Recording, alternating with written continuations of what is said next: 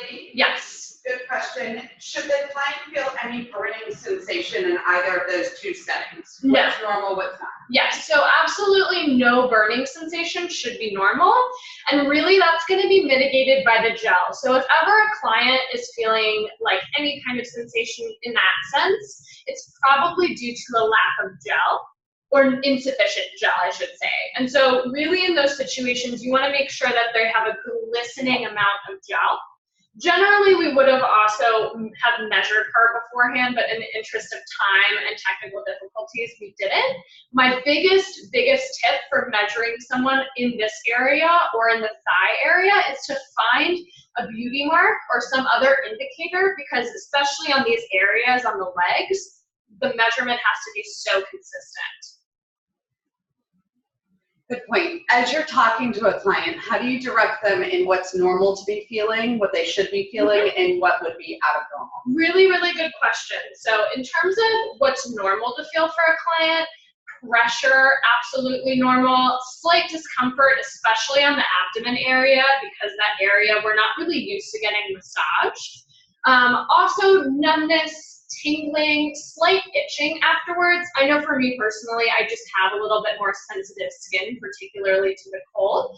So after a slimming, I'll find that the area feels tight and slightly itchy, but all of that is normal. The thing is we really want to avoid is having a raised irritation. And generally that'll happen when we're not using enough gel, and the friction of the wand in our hand pulling against their skin can cause a bit of an inflammatory response. So that's where really making sure that the gel is adequate on their skin and that they're being vocal if they're in pain is super essential for a client.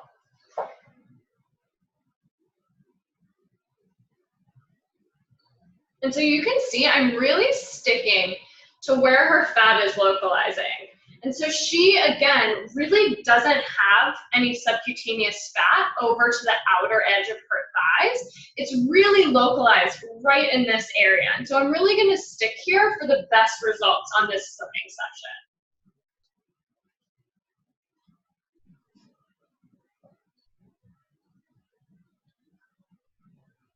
And so because we're doing the legs, we're going to run the full slimming session on one leg and then run the full one on the next leg. So what I mean by that is that, as you know, all of the slimming sessions are going to be divided into 2 programs that you'll run. So on the 2.0, it would be 2 14-minute programs. On the 3.0, it's going to vary depending on the area. So we're going to run 1 full program right here on our left side, 1 full program on the right. The thigh session is 17 minutes per side, making it a 34-minute total treatment on the 3.0. And on the 2.0, is that a 2-minute session and then 2-minute heat and then 12 minutes of cold? Exactly. So on the 2.0, it would be 2 minutes of heat and then 12 minutes of cold, making it 14 minutes total on each side. On the 3.0, it's actually 2 minutes of heat, 13 minutes of cold, and then an additional 2 minutes of heat on each side, making it 17 minutes on each side. Follow-up question to that. If they're using a 2.0, are they making up for that heat session by doing it manually with their hands? Yes, so it is important to note on that note that on the 3.0, you still do need to include massage after the heat sequence. But yes, insofar as that the 2.0 is going to be fine because you're actually bringing heat in with your hands as well. On the 3.0, there's just an added heat component.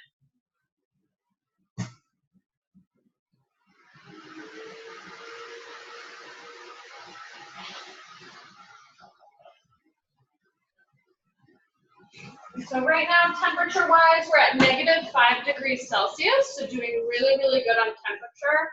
The way that I'm achieving that is that I'm really sticking to a localized area, and I'm going very, very slow, but never static. Also getting good tension there. She could probably do with some extra gel, so I'll quickly pump another full pump of gel, set it down, and continue.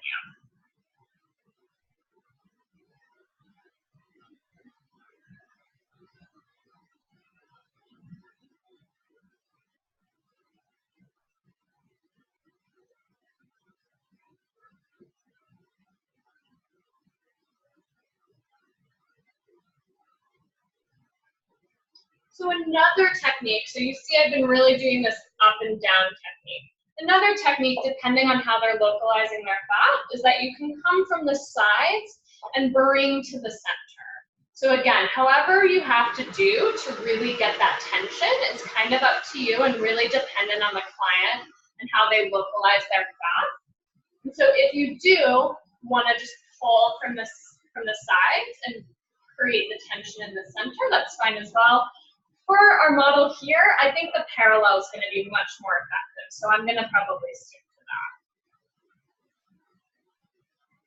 that. Delaney, can you speak a little bit to the difference of the butt shape in the French technique versus the American butt that we're going for here, and how we're achieving that? Absolutely. So in the French technique, the reason that we've kind of diverted from it slightly and brought our own incorporation is that the French technique is really going for actually a lift and a small, like sort of reducing the size and appearance of the butt.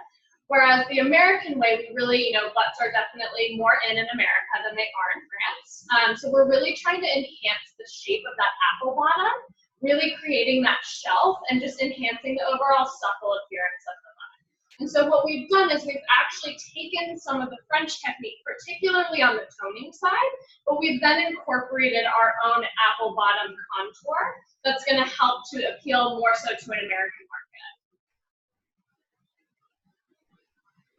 So are the differences only for the toning, or yes. just for the, so yes. the slimming butt lift is the same, but it's the toning where there's a slight variation, exactly. And if they have a client that is interested in the more European flat butt, is that okay to optimize, or should they watch out? Absolutely. Okay. Yeah, so it just depends on what the client's looking for. I would say majority of the clients in the States are going to be looking for that real apple bottom effect.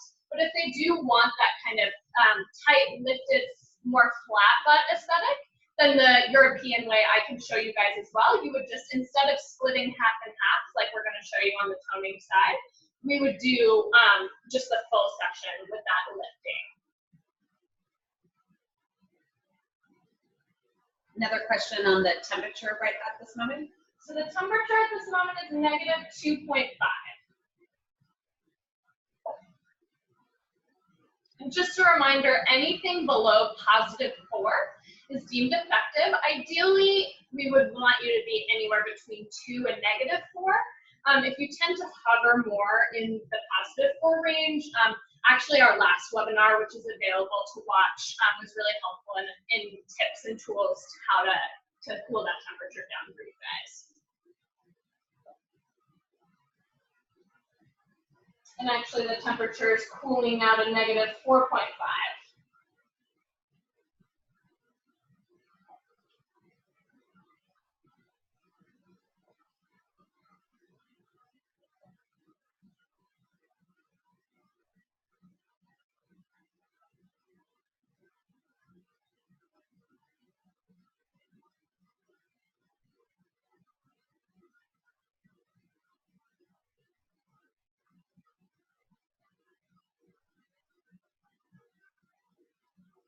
Add some more gel to her hair. So whenever they become tacky to the touch, that's when you know that they need a little bit more gel. So they should always be easy to glide the wand on, glistening as opposed to sticky. So always remember that in terms of knowing when and where to apply the gel.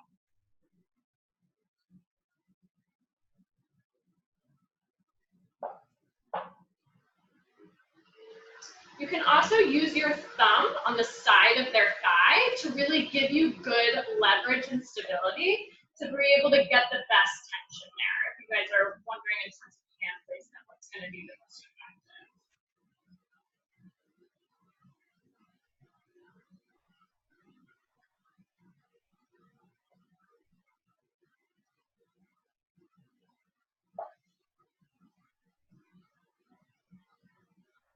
So on this webinar, we do have the ability for you to unmute yourself and ask questions as well as into chat.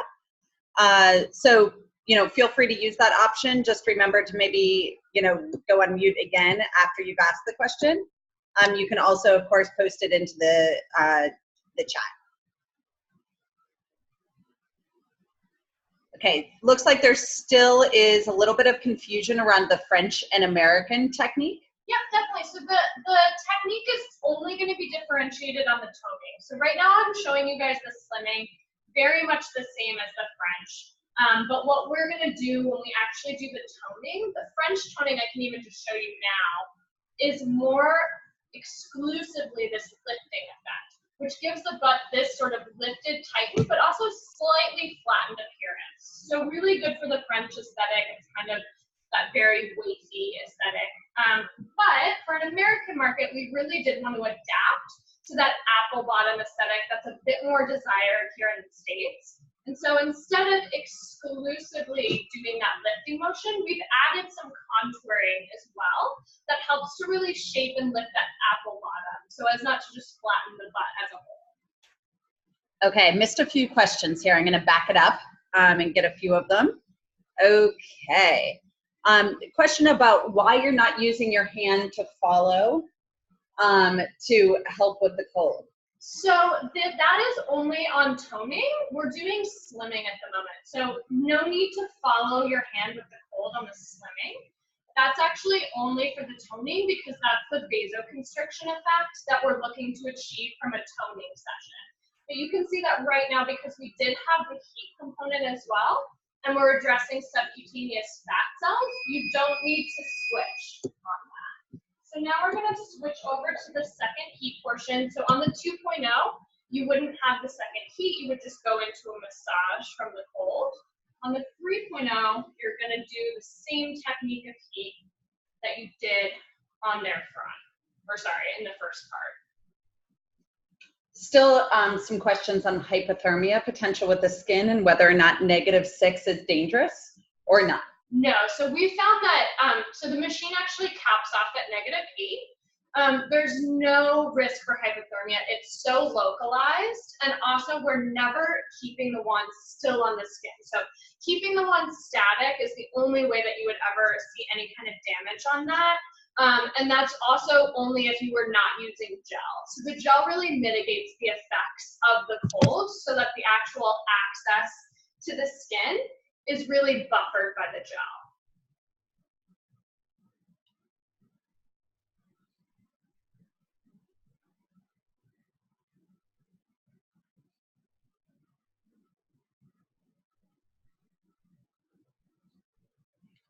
Another clarification on hot, cold, and then hot again, just 2.0 versus 3.0. Absolutely. So for the 2.0, the slimming sessions are going to be contingent on 2 sequences when you're using the wand, followed by a massage. Whereas on the 3.0, the only difference is that instead of it just being heat, cold, and then massage, it's heat, cold, heat, and then massage. So there's just an added 2-minute heat sequence after the cold sequence on the 3.0.